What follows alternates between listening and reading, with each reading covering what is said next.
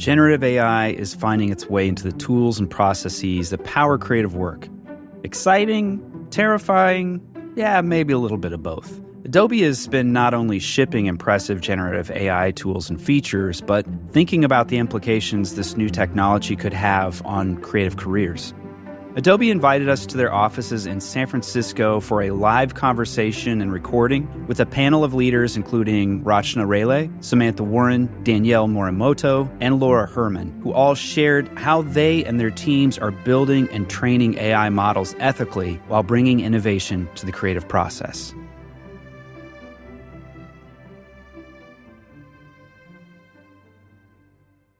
Welcome. I'm Andrea Rosen from Adobe Design. Welcome to Adobe Design Talk San Francisco. It's the first of what we hope will be many conversations about the role and practice of design. This conversation tonight is about the role of design strategy and leadership in generative AI. We've got 4 fantastic panelists from the design team here at Adobe. And with that, I'm going to hand it to our moderator, Aaron Walter from the Design Better podcast. Take it away, Aaron. Hey, everybody, welcome. We're so glad that you're here. I think we're all here for the same reason, because AI is sort of like the center of our universe right now. It's really changing the way we work. It's changing the way our teams operate. It's kind of changing everything about what we're doing right now. We have an incredible panel tonight to explore this topic together. Before we get started, though, I want to let you know that if you have colleagues that could not make it, or if you found it so compelling and you want to catch it again and go through the notes, it'll be broadcast again in a couple places. One on Design Better, the podcast, which I co-host. If you tune in there, subscribe wherever you listen to podcasts, it will be broadcast there, and also at adobe.design. So 2 places to get that. Let's jump in, because we've got a lot of territory to cover. Quick introductions here. Rachana Rele, who is VP of Design for Gen AI here at Adobe. Incubation, emerging products. Did I get all of your different components of your title? You did. Yes, welcome. Okay. Samantha Warren, whom I've known for a very long time. She's Senior Director of Design for MINT, which stands for Machine Intelligence and New Technology here on Firefly. Danielle Morimoto, who's a Senior Design Manager on Firefly as well. And Laura Herman, who flew in all the way from London to join us. Thank you for making the trip. Of course. Slightly jet-lagged. Senior Research Manager at Adobe Firefly. And since you came the furthest, I want to put you on the spot first. Sure. So Laura, because you and your team are doing a lot of research in this space to inform the product, but presumably also just to understand kind of like the circumstances in which Gen AI tools are being developed. Talk to us a bit about what you're learning as you're watching the way people work, and how are people using Gen AI tools in the creative process? Yeah, absolutely. Thank you for the introduction. It's great to be here. I promise I won't let my jet lag get to me too much. But yes, we are observing through our user research how generative AI is changing the role of the creator and their place in the creative process. So we used to think of the creative process as a more like linear step-by-step path where you start off with something like inspiration, gathering photos on the internet, and then you go all the way through to publishing and sharing. And it's this very sort of a linear, straightforward process. What we're seeing in our research is that the role of the creator is really changing to be much more sort of circuitous, much more of like these feedback loops. And we're seeing this shift from this moment of making the thing to this moment of more directing the tool and then selecting amongst its outputs, which is something that our team has been referring to more as curation. So the role of the creator is changing from this person who is actually generating, say, the image, to someone who is curating, selecting which images to display when and how, and really using these tools to further their sort of creative direction, so to speak.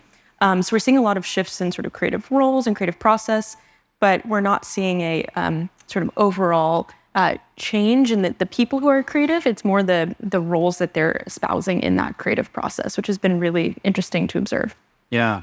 So I find this fascinating, the idea that a designer would think more curatorial instead of always creating something from scratch. And Samantha, you're someone I've known as a designer for a very long time, and so this is probably a different mindset for somebody like you.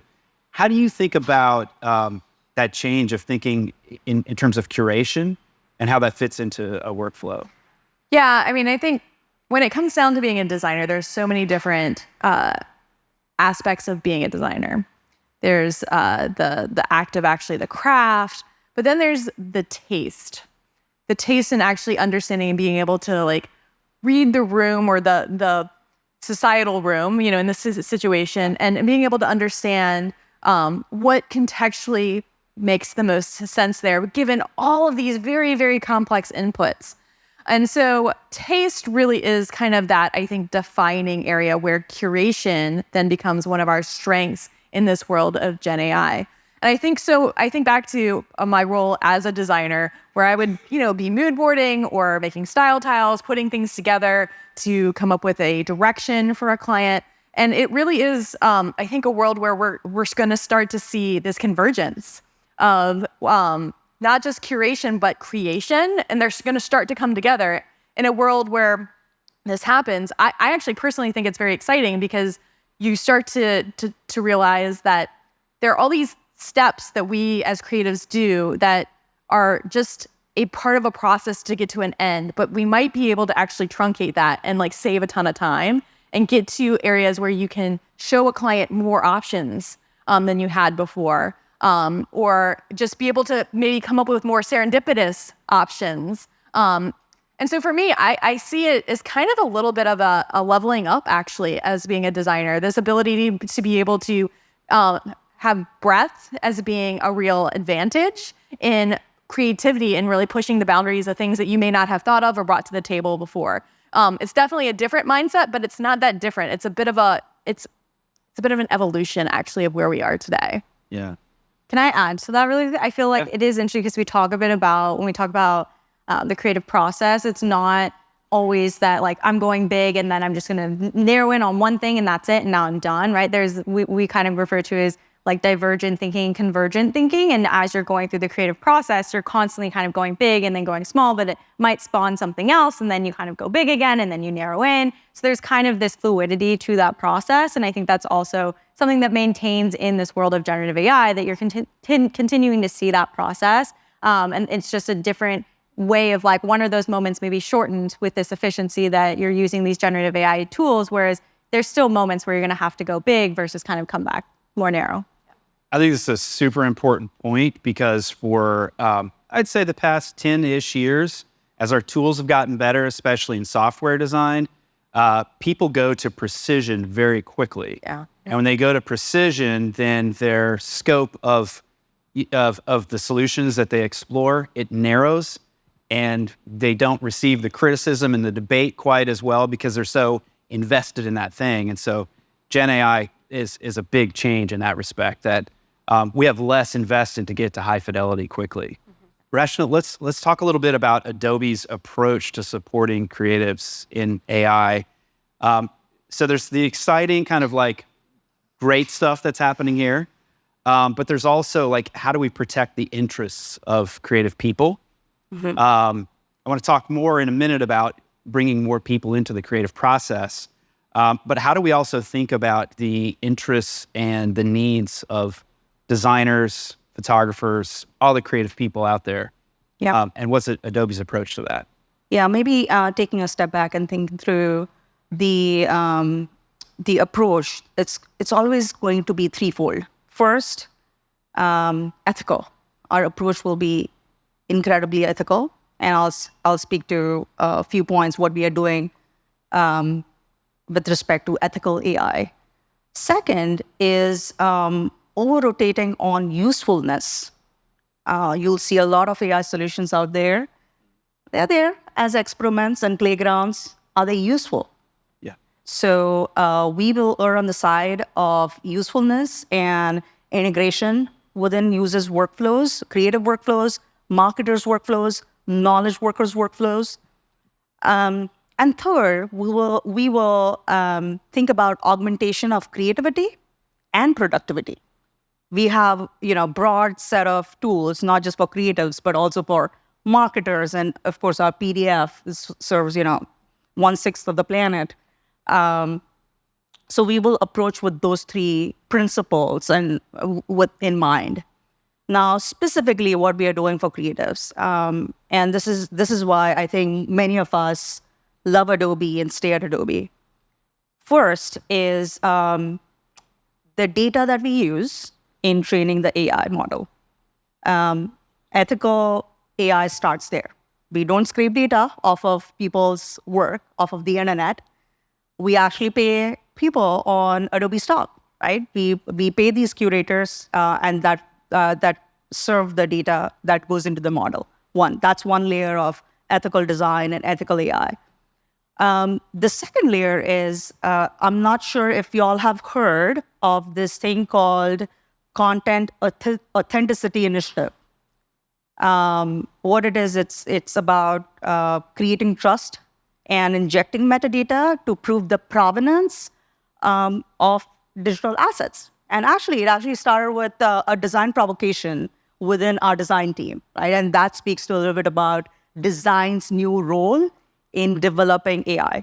So coming back to content authenticity, what that does, it allows consumers and creators to know whether they can trust, right? To know whether they can trust the output coming from AI. So that's the second thing. Third thing that we are doing is our legal counsel, Dana Rao, wrote a act that is sent to the Congress about, it's called the FAIR Act. It's Federal Anti-Impersonation Rights Act. And that's, again, to protect artists from other people stealing their styles and so on and so forth. That goes above and beyond copyright and fair use laws, right? So that's the third thing. And the fourth thing that I'm super excited about is we have an internal AI ethics committee, a diverse committee of people who actually get to see all the AI stuff that's coming out of all the engineering teams. Why is that important? Because that committee is sort of, we make sure that we are not doing harm and bias. We are not shipping stuff is potentially harmful to creatives or general humanity. So that's our sort of filters. So there are checks and balances that we put in place, and I'm sure there are many more, but that's where we are starting at the moment. So that's how we are protecting creatives and the community. So I think this is particularly fascinating. All of us at this point, we remember very clearly, like 10 years ago, tech felt very different, very optimistic, like we could change the world. And that's the phrase we heard all the time. What could go wrong because we have this good intent? And here we are, I find it fascinating that generative AI is such a hot topic in an election year. We've got fresh memories of what could go wrong. I'm curious, and I'll just open this up, whoever wants to jump on this first. In your experience, like taking those recent lessons learned from, let's say, 2010 through 2015, 2016, how does that affect the way that you approach the work that you're doing here? Yeah, I think I'll just speak to this very briefly as the resident researcher on this panel. I think it's made the need for research and talking to our users and talking to the creatives ever more apparent, because we know we want to make sure that we get this right and that we're very thoughtful about what we're putting out in the world and that we're taking the ethical approach that Rachana described. So I've actually been really impressed and proud of like how much the user's voice and the creative's voice have been a key part of the product development process. And I say all the time that some of the things I'm most proud of are the things that we haven't launched, as well as the things that we have launched, thanks to our research and design leadership, that we say, hey, we're advocating for the creatives here, and we want to make sure we get this right. But in terms of some of the questions you mentioned, in terms of timing, I mean, yes, 2 billion people around the world are going to vote this year in 50 elections. It's extremely important that we think about like the role of these technologies in our governmental, like worldwide context.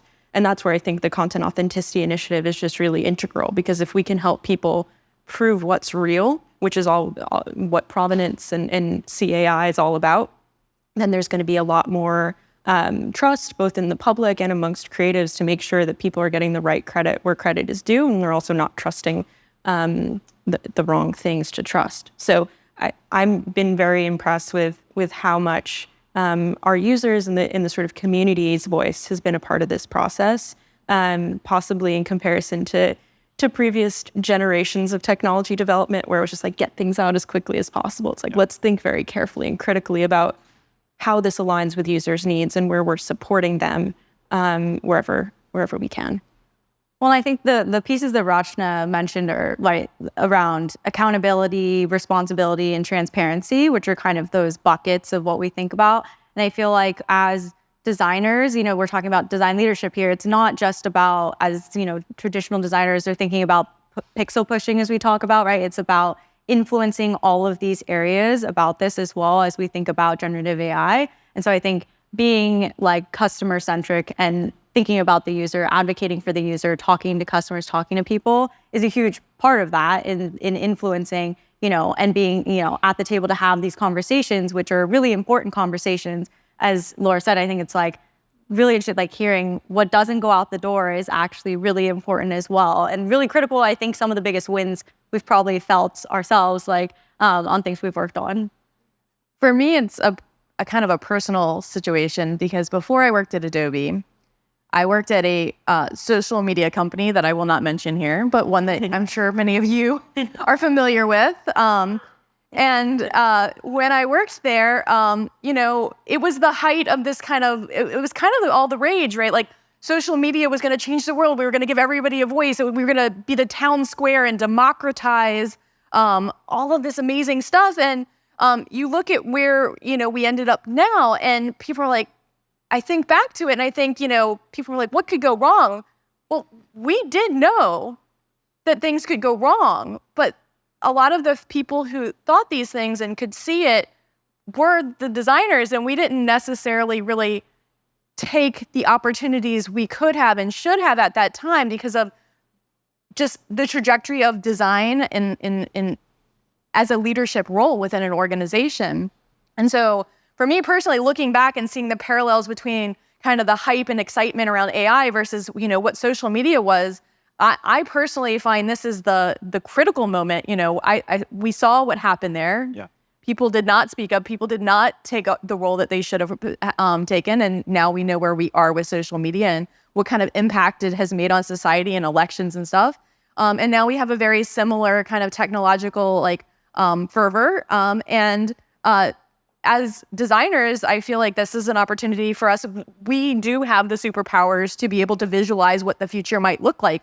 We can see the good and the bad, and it's our opportunity right now to be able to help paint the picture for what that good should be. Yeah. I want to add one thing. Yeah. And, as designers, we always think about designing the key workflows, the 80% use case. I think the tables have to be turned a little bit, and we have to actually start in parallel thinking about the harm and bias use cases as well, right? Usually the error use cases come at the end, right? We just slap on error use cases. Now the tables are flipped. I think we should start with harm and bias as opposed to just. Yeah. Well, let's talk about the sunny side of this too, because the optimistic, exciting part of Gen AI is broader participation in creativity. And one thing that's always troubled me is the phrase that, I'm not creative. And it's sort of a mantle that people adopt around second grade, third grade, when people say, you don't have a good singing voice, or you don't draw very well, whatever. And they sort of set that aside for grown-up things. It's exciting that generative AI could bring more people into a creative space, because it gives them access to new creative tools, creative co-pilots. How do you think about that? Who can be involved? And how does that change the way that we work and the way that we collaborate? Yeah, I can share a little bit from some research that we've done. I would say one of the things that's been really exciting is talking to potential users outside of what we refer to as the global north, or sort of the West, and thinking about people with lower powered devices or potentially not having access to fancy design educations that may be able to realize what they have been always imagining, but haven't been able to previously express.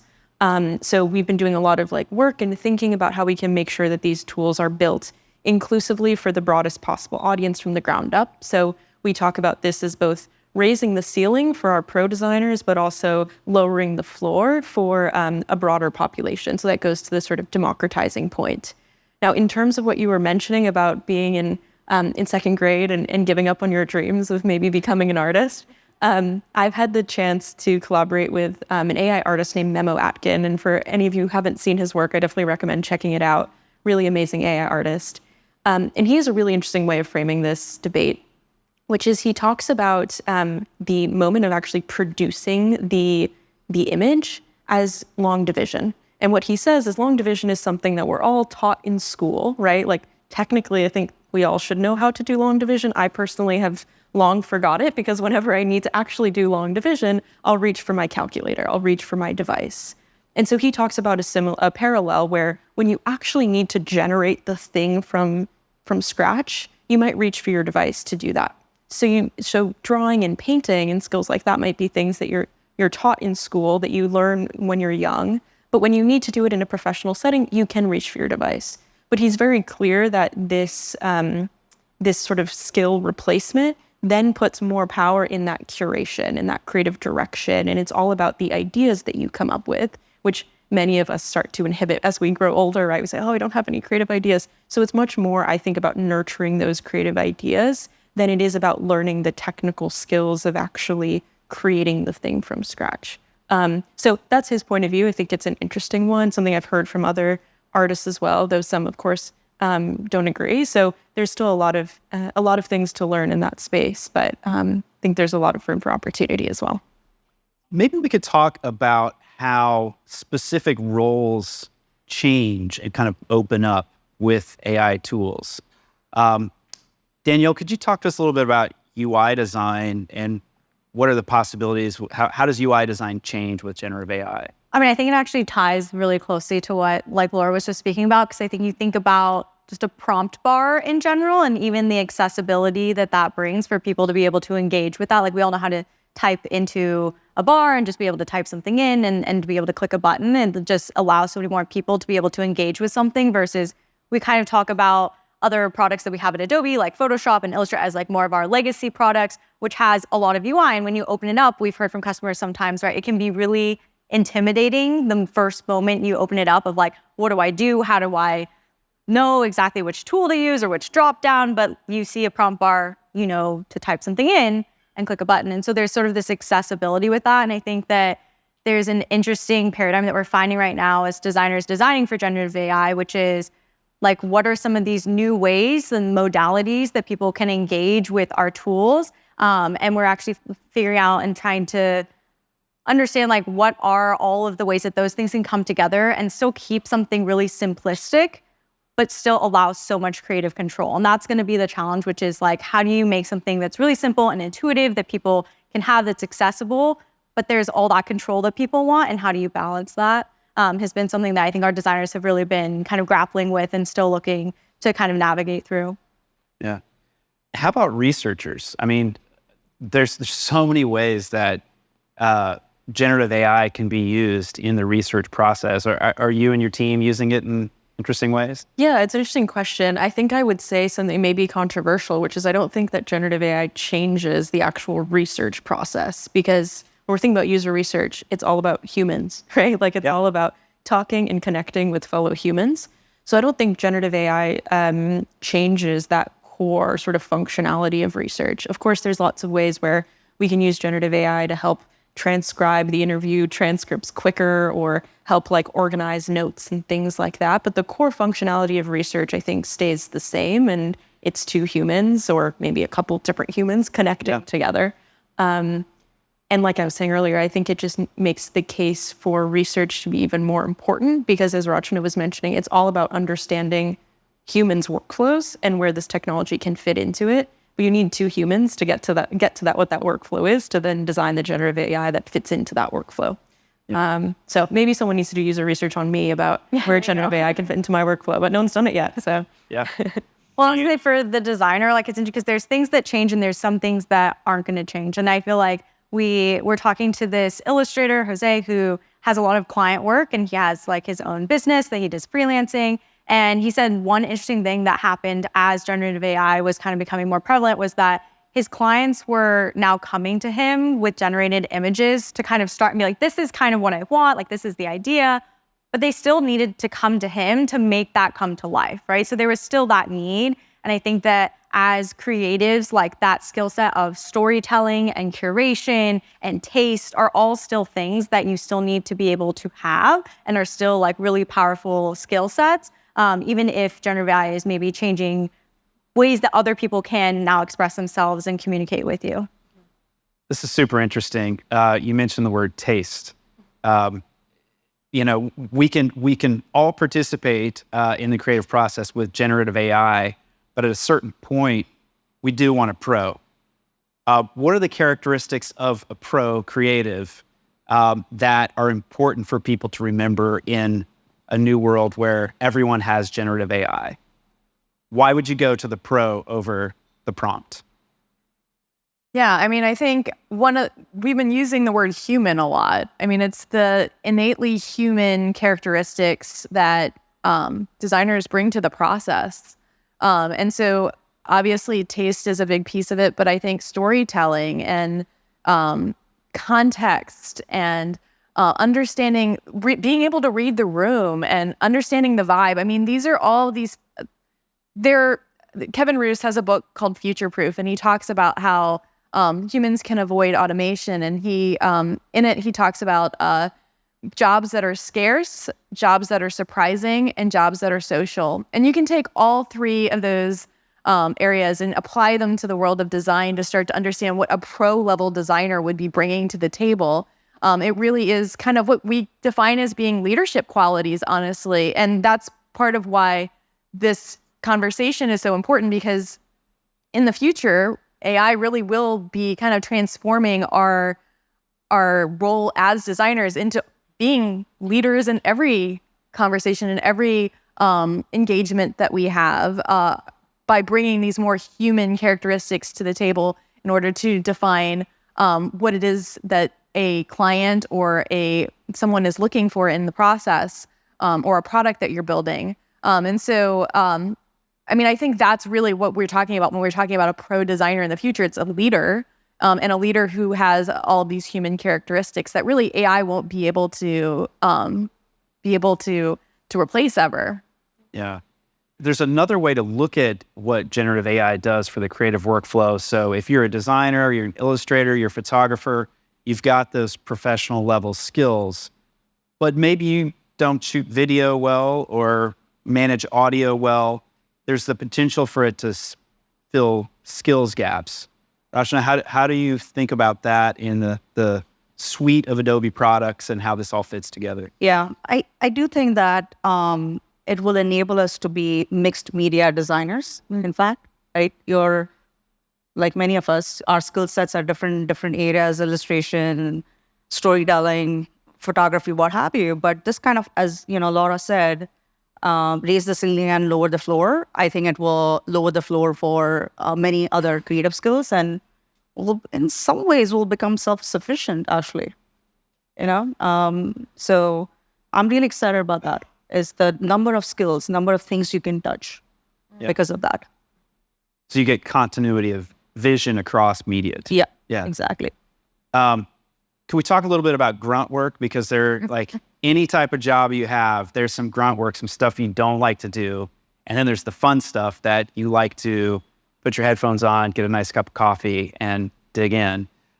Where does generative AI help us do the grunt work so we can do the fun work? I think that's a big part of what we want to do. We talk a lot about the hidden work, and I think Laura can talk more to that. It's all the stuff that you do as a creative in order to do the actual creative stuff. It's like the tax you have to pay for being a designer. And I think, to my times freelancing, when I was not only doing the creative work, it was like such a small part of my day, right? But there was trying to get clients and billing and not just, not just all of that sort of outside of the realm of creative work, hidden work, there is also, man, think of all the times you've had to mask like 50 images just to start to put together what you really are trying to communicate to a client.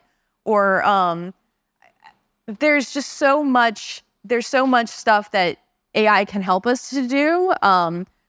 Anything that really could be automated. And this is kind of where I get back to the like human work versus robot work. If you really take a look at your day and think of anything that's super repetitive and anything that's very pixel related, AI could replace that. And that's what we want to do. We want to find those areas. We want to hone in on making sure that AI is replacing the repetitive stuff so that you have more time to be creative and be innately human at your job in order to be better creatives. And so I don't know, Laura, do you have anything to add? Yeah, I was just going to say what you asked is a research question that we've asked many times, is trying to figure out through observation of creative processes exactly where that grunt work is, right? Where the creative sort of sighs is like, oh, now I need to do this annoying part of the job. And typically, as Samantha mentioned, it's these really repetitive tasks that feel tedious or frustrating in some ways, very granular things. And we try to always uplift those to our design and product partners as real user needs, where this is where we can dig deep. And then on the flip side, we also hear from creatives that like, this is the stuff I'm really excited about doing. This is the design work that's core to my identity and to my fulfillment. And we try to do everything in our power to protect those areas of creativity. Because I think, like Rachana was saying earlier, it's all about augmenting that creativity by giving back the time to do that work and really allowing people to go deep on that. To automate away the grunt work that you were describing. So that's a lot of what we've been trying to collect are those use cases and workflow points. Well, and I think we listened to, like, as you started to mention, there might be an area that you are an expert in, and there's things that you're like, don't get in my way, don't touch my thing, I want to do X, Y, Z, but maybe I am not an expert in this area, so I'm actually much more comfortable with you helping me along and teaching me or doing some things for me because I don't know that thing yet, if you could help me along the way. And so I think it's going to be an interesting balance for us to figure out also, like, how do we not get in the way, but also help and come in as we hear designers sigh in certain areas. Mm-hmm. Yeah. And actually, go on. Sorry, just very quickly. I think this goes back to your question around like the pro and what their role is in this context. An interesting parallel that we've drawn is when short form video was becoming this big thing and TikTok came into being, and suddenly it was this idea of like everyone's going to be creating short form video so quickly and easily, these very easy to use accessible tools. And there was this sense that would be democratized. And then would we need video professionals anymore? And what we've seen in the research is that there's actually a 400% increase in jobs for video professionals because short form video, yes, everyone can create it, but it's also become the main media with which so many people communicate. So there's always this need for expanded like pro-ness. And this goes back to Danielle, what you were talking about earlier of like, now people are going to want even more and more creative control in these spaces. Yeah. So again, it's all about like giving the pros this control so they can really run with it while also, automating away the grunt work that's not fun for anyone. Yeah. And adding on to sort of giving control, but then also the fun side of the house, many of us would think that being in an ideation session and brainstorming session is the funnest part of starting a project, right? Imagine an AI agent that shows up with you. You're a trained AI agent, a partner, a co-creator perhaps, but you can control that AI agent the way you want to control it, right? In terms of what you want that AI agent to brainstorm with you on. So I'm really optimistic about how AI can actually not just augment serendipity, like Samantha, you were saying, but also cut through some of the homogeneity that happens in design these days. Yeah, there's plenty of that. One thing as an interface designer myself, I am fascinated by a new opportunity to design a different type of interface. And Danielle, you just used the phrase prompt bar. New phrase, right? Like we had a search bar, now we have a prompt bar.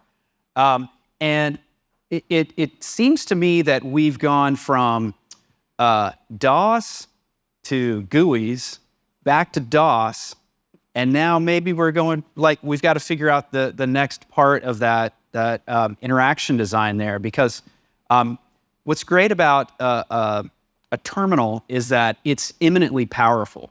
You can wipe a hard drive. You can move a file. You can do all kinds of things.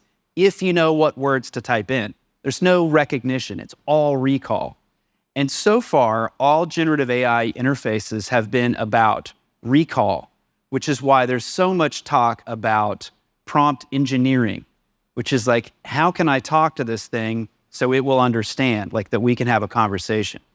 But what's interesting to me about Firefly is it's one of the few interfaces that is trying to bring together these two things, that it's recall of like, I'm going to try to speak the machine language, and then there's a whole lot of refinement that happens.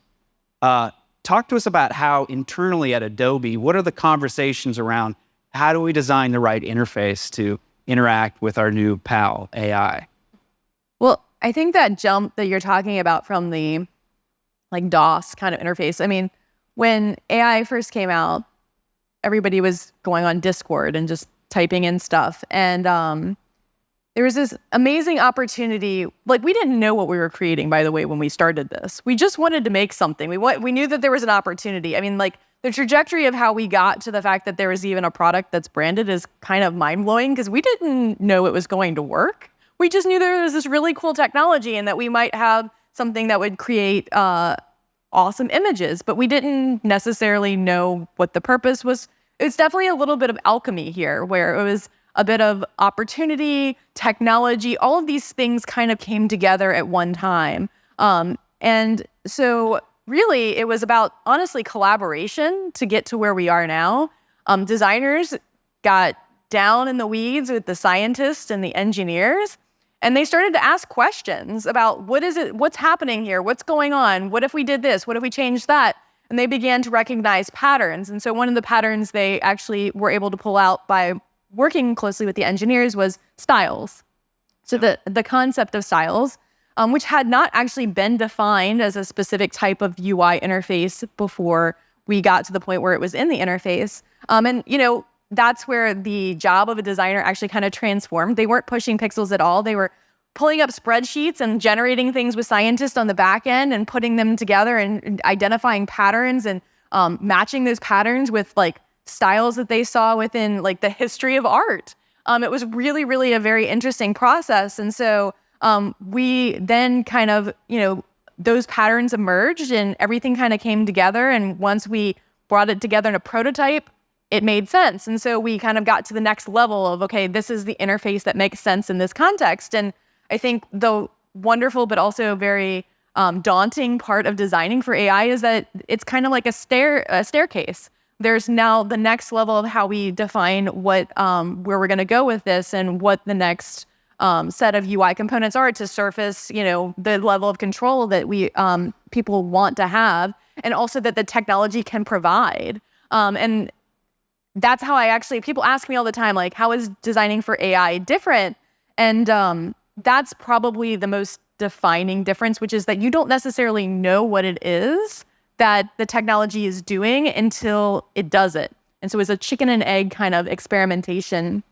You know, where we're going with this next, it's going to be a confluence of different things that come together. We can guide it in many ways, but the technology develops because of different new things that happen on the science side of things. But there are also societal things that come into play. I mean, it's an election year. Things are happening. We want to make sure that, you know, we guide it in a good direction. So all these things kind of come together to really help determine what that UI then becomes in the next stage when you kind of move up the staircase. Yeah. Danielle, you and your team, I assume, have some thoughts about the UI design. Yeah, I mean, you kind of mentioned prompt engineering and the prompt bar in particular, and I feel like focusing on that, one thing that you think about as you look at all of the different people out in the market thinking about generative AI is that talking to each of these things is kind of like talking to a different alien, is kind of a reference I've heard, right? It's like, how do I speak to this thing? Because each one is a little bit different. You're like, what's the right way to kind of speak to this thing and get exactly what I want? And I think that that's something that we've been hearing from our users is like, I know that if I write a more descriptive prompt, I'll get a better output, but like, how do I do that? Like, help me to do that. And I think those are the type of discussions or things that we hear that then lead us to be like, okay, let's investigate how we can do more expanded prompts or prompt suggestions or riffing on, and it's so detailed for one particular thing, just the prompt bar. There's so much that goes into it. And also coming back to the accountability, responsibility, transparency, right? You can't type in another artist's name. You can't type in, a brand, because we are making sure that you can't just, take another artist's thing. So there's so many pieces that go into every element of what we're designing and what we're thinking about beyond the pixels, right? And so I think that when you think about that, there's so many pieces of this experience that the design team is really kind of coming up against different and new challenges that we haven't really seen before. Yeah. Yeah. Right. I was just going to say that I think I believe so much in what Danielle and her team are working on that when I'm talking to people, I tend to say, don't worry about like learning this whole prompt engineering thing. I think that's actually a waste of time and resources because these interfaces are changing so rapidly. And I know that we're working so hard behind the scenes to make them more natural and accessible and more human-like, I would say, that I think that if you spend all this time learning how one particular system works, A, that system is going to change, and then B, the interface within which you engage that system is going to change. So if you learn all this stuff about prompts and then suddenly it's all about reference images, then you've sort of wasted your time. So that's my sort of somewhat hot take on prompt engineering. Didn't know you were telling people just not to worry, a lot of pressure. Yeah. You can handle it. Yeah. For what it's worth, I love that you can specify camera angles. So that is something I end up repeating over and over and over again in generative AI prompts of like, no, I want it to be like this. So knowing the way that creative people think about generating images is really valuable. We're going to open up to audience questions in just a minute. But before we do, Samantha, your mom couldn't make it here tonight. But she's got feelings about generative AI. Yeah. So my mom went to art school in 1968, and she entered art school wanting to be a fashion illustrator. And I tell this story because I think it helps me kind of like really center myself around understanding where we are in the trajectory of this new technology and what impacts it will have on our careers and the community, everything really around design. And so, my mom got into fashion illustration because at the time, being on the cover of Vogue magazine, that's how you got there, as being a fashion illustrator. And so, my mom is aware of, she's in the design world, she's aware of what I do, but the details of the fact that I work in AI, not necessarily at that level. So one Sunday morning, I get an early morning phone call from my mom, and I pick up because I am like, what is going on? And she's like, Samantha, turn on the Sunday morning TV show. Your job is on TV. And I was like, I had to look because I was like, what does she think my job is that would be on the Sunday morning TV show? So I turn it on, and it's a segment about AI and art. And they're talking all about the wonderful possibilities, and they're interviewing a lot of illustrators. My mom's just so excited about this. Her enthusiasm is just beaming. She's like, do you see what I can't believe you're working on this. This is so exciting. This is so amazing. And I was like, Mom, but did you notice the last illustrator talked a lot about the fact that this could be threatening jobs? What do you think of the folks who are, currently, potentially facing that? And she goes, Samantha, how many fashion illustrators do you know today? And I thought about that. I looked at her career and how it evolved over time. Fashion illustration was replaced by fashion photography. And then, she actually honed her human skills and became a pretty well-known window decoration artist for Lerner, New York. And, she really did adapt to the fact that things change and our industry changes and our roles change.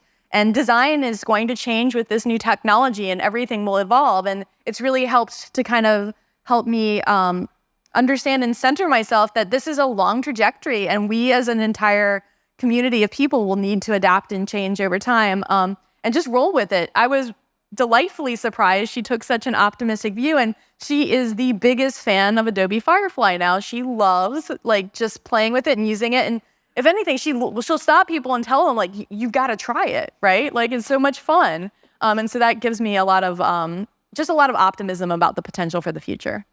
The wisdom of moms, right? All right, that's a great spot to transition. You undoubtedly have some questions for the panel here. So if you just raise your hand, we have some microphones floating around here. We'll go right here up front. Hi, my name is Danny Baker. I've been thinking about this for a while as a design leader. How do we ensure that junior designers understand the foundations of design if they're skipping ahead using these tools?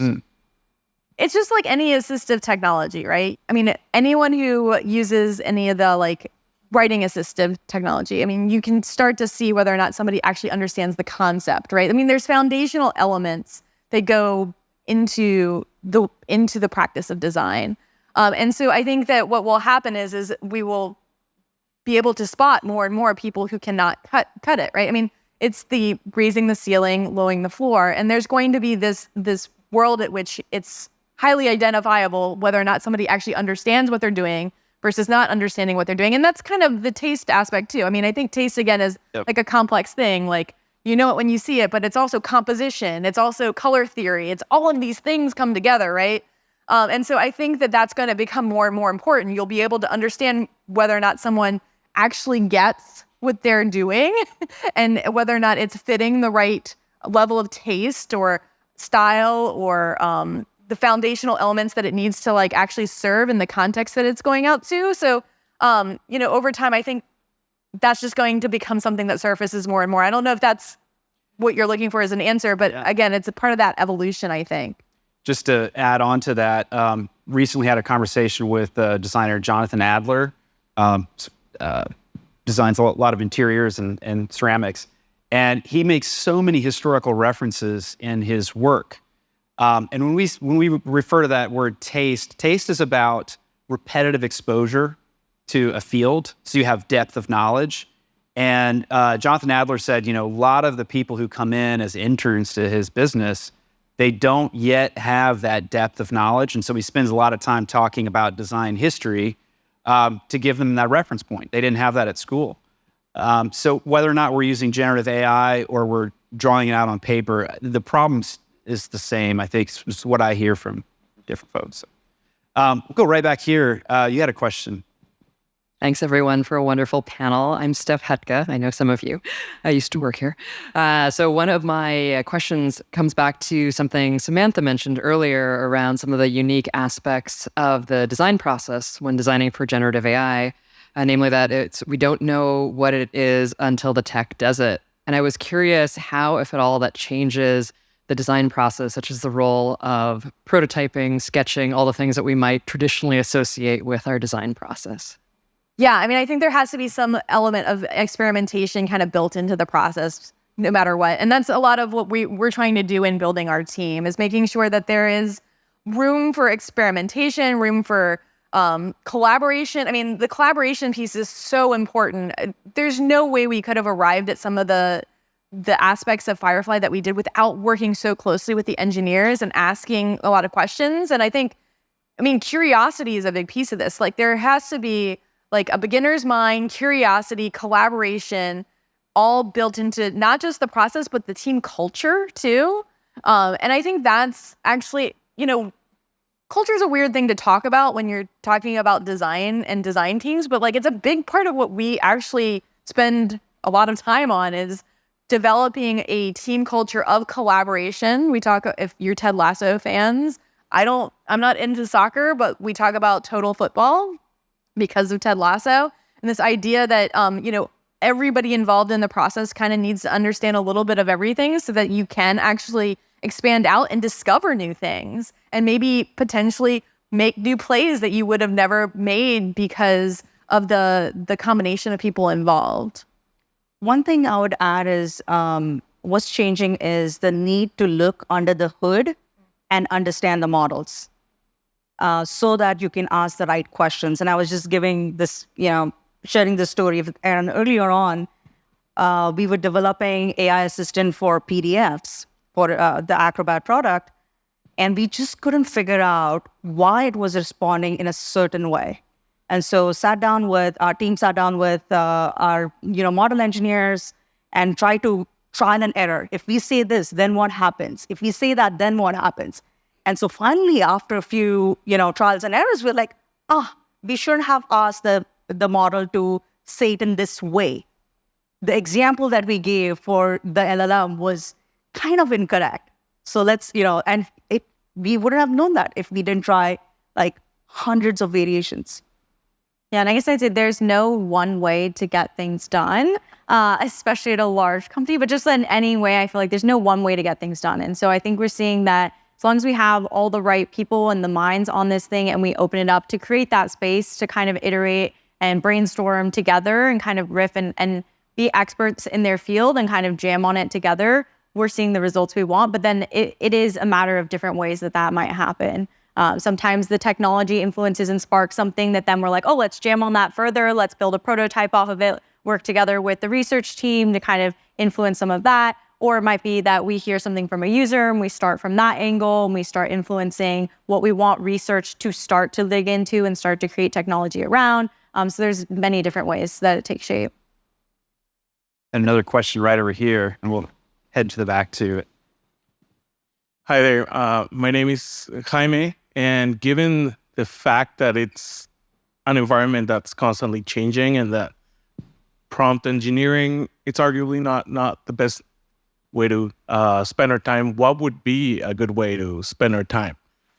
I think some of what Rachana was just talking about goes to that, right? It's understanding a bit more of what's under the hood and what's possible. I think as we're thinking about designing and building these tools, we see that what creatives want is more access to what's going on in the black box. I was just having this conversation with someone earlier. So if we can make that box a little bit more transparent, it helps them in their creative process. So I would say any sort of learning that you can do about how these things work makes that box more transparent for you as an individual, which then enables you to have better ideas about what might be possible with them.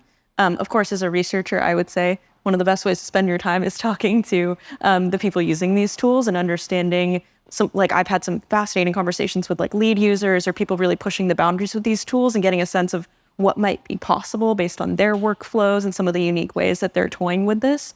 So I always think that's a good use of time as well. For the inverse of that question, of how users should spend their time. I think I would say these curatorial taste building skills, so as we were talking about, are really important to hone and really dive into, right? Of what do I want to select, and developing your creative vision. And I think that actually requires a lot of, we were talking design skills earlier.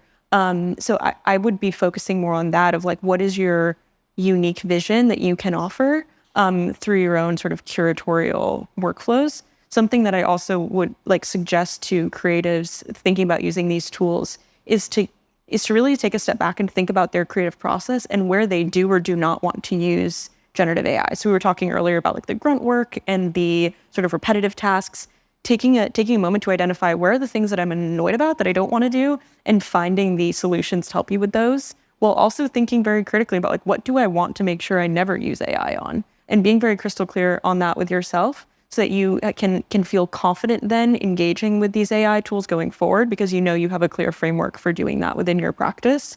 I think that would be beneficial as well.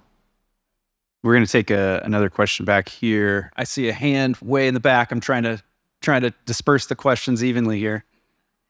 Hi, thank you. My name is Margot.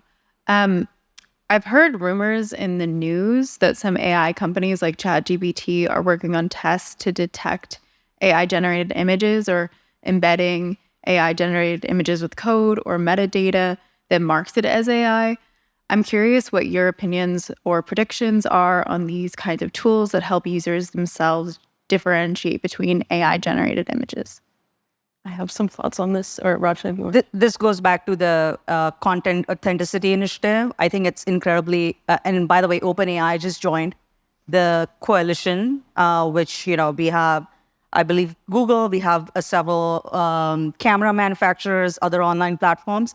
It is incredibly important to at least have the metadata there so that consumers can make the choice of actually choosing. It's like a nutrition label. You can choose, despite reading the nutrition label, but at least it's a choice to consume AI content or not. Okay, I see a hand back here. Yeah. So the question is, in order to get the best artwork piece out of the technology, a lot of effort goes into giving better and better prompts. During this time, AI uses 4 tokens in order to create 4 outputs. In the end, probably one is useful. 3 artworks are just goes to a random bin. What strategies do you guys think should be employed in order to optimize the process for this efficiency of creating high value outputs and preserve the discarded outputs, which actually are just going to like create a digital dustbin of artworks that goes to waste? Maybe I can take this. And I mean, I think that comes down to maybe like the style of how we're doing maybe commercialization, which how you're talking about generative credits and things like that. I mean, I think that there is also going to be looking forward. We talk a lot about like real time is like also another interesting aspect that I think will also change the way that maybe we look at how you do credits and things like that. But I think that it is also not only just about the prompt bar. I think that now like that you have other controls with structure reference or style reference. Like there's so many different modalities and ways that you can have input in this. But it sounds like very specifically maybe you're like running into some of the challenges of the way that it's commercialized maybe to date. But I do think that that's definitely still an ongoing conversation that we're having. And as the technology continues to change, we'll definitely continue to like address and take a look at that. The business models are super early on this in this area, and so they will evolve. There's no doubt as technology, Moore's law kicks in, business models will evolve with it. Okay, we have time for one last question. I'm going right back here. Hey, I'm Jeff. I'm going to save this challenging question for the end here. So I want to poke at that premise that we're not endangering any jobs here. So I just had the opportunity recently to design a T-shirt or even look at the business of making a T-shirt. And what I found was that pretty much every step in the value chain, there was an opportunity to use AI. And I'm sorry, but fundamentally, in the old days, you could conceivably imagine using a human for each of those steps. I could use a human for marketing. I could use a human for design. I could use a human for delivering the shirts, for example. So the genie's out of the bottle. AI is here to stay. I'm curious if Adobe has any concept of, is there some other societal push that we should be working on that's going to take care of the people who, I think most of us here probably have the resources to adapt. Like you're all talking about how we can, we're not a fashion designer anymore. We'll just be something else that's equally high paid. But I have a feeling that there's a large section of humanity that doesn't have that option and whose job will eventually go away on this trajectory. Is this a problem that's relevant for Adobe to solve, or is this policy? Any thoughts or comments on that? I mean, I think your question is more a societal question. I mean, it is about how are we as an entire society going to deal with this AI revolution? And the genie is out of the bottle, as you said. I mean, I'll reference Kevin Roose's, the fact that Kevin Roose wrote a book about how to keep your job in the face of automation is a testament of the fact that it is not just about design and creative jobs. It is about all jobs. And so, I mean, in the world of AI, I think this is the reality of how the world is going. Technology is progressing. I think I read that, Moore's law says that technology becomes it speeds up every 2 years, but now AI is actually pushed to 6 months. So it is incredibly fast rate, and it is happening, and it is something that I don't know if any one company or person will be able to change or stop it. But I think when it comes down to affecting how creatives approach this, we are thinking as creatively as we can about making sure that we're doing it in a thoughtful and responsible way versus just saying, let the AI take over. Let it happen. And I think that it's really up to every industry to think responsibly about how this is happening to their industry.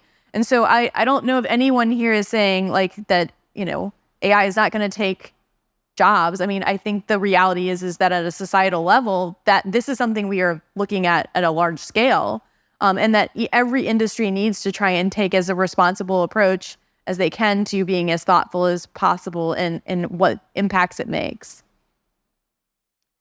Folks, we're out of time, but not out of time to continue the conversation after this panel. Rachana, Samantha, Danielle, Laura, thank you so much for being on this panel. Thank you. Thanks so much, Aaron. Thank you.